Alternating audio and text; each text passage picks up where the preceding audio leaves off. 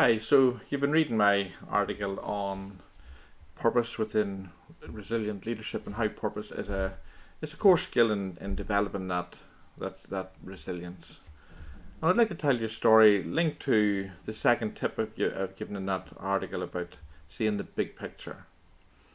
And the story is around how resilient a group of employees were in face of redundancy and in face of having had just a previous bad experience of the training that I was brought in to deliver to them.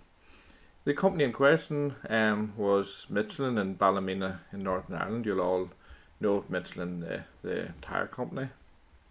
And basically, the Ballymena plant was scheduled for closure a few months time from this experience that I've had with them.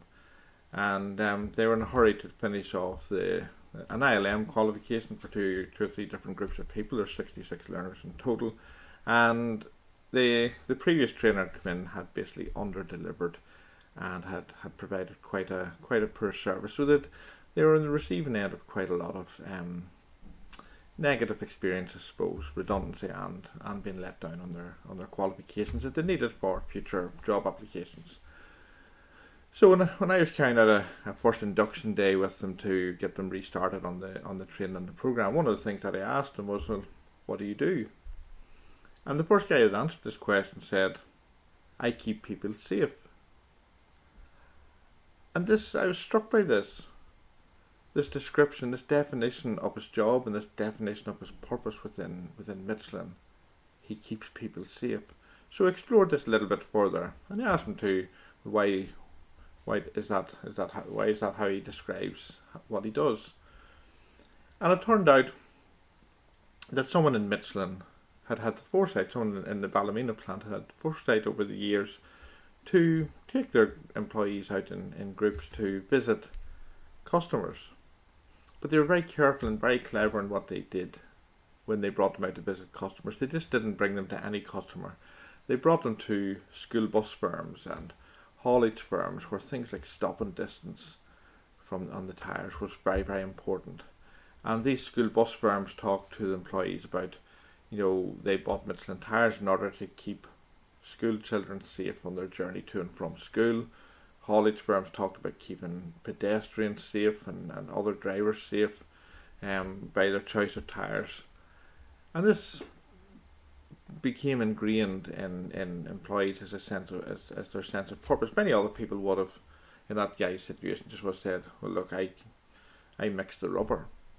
I make sure the rubber mixes of the right quality, the right standard, that makes the right quality of tyre that our customers are happy with. But he didn't. He said, I keep people safe. And this has come from that activity, simple activity by someone at the Michelin Ballymena plant. And the upshot of this, when I was dealing with these group of 66 people, the resilience levels were very high. They weren't allowing redundancy and poor experience of training where they'd been put in a position where they weren't going to get their qualifications. And they were going to find another way. They weren't knocked down by it at all, and that's what resilience is about. It's not about getting back up again all the time. Sometimes it's about not being knocked over in the first place. And they didn't get knocked down by it. They kept their eye on the ball, they kept their eye on their goal, and they adjusted. And they were showing remarkable resilience in that situation. And it struck me that those two things are linked. That sense of purpose and that resilience, as you can see in my article, are fairly well linked together by lots of evidence and lots of research. So purpose is a skill that we can all develop and learn.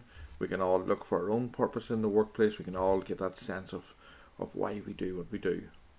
How do we benefit our end user? Not necessarily always our customer, but sometimes our end user. So please, I'd love to hear from you from in the article, or drop me an email, and I'd love to hear your thoughts. Thank you very much.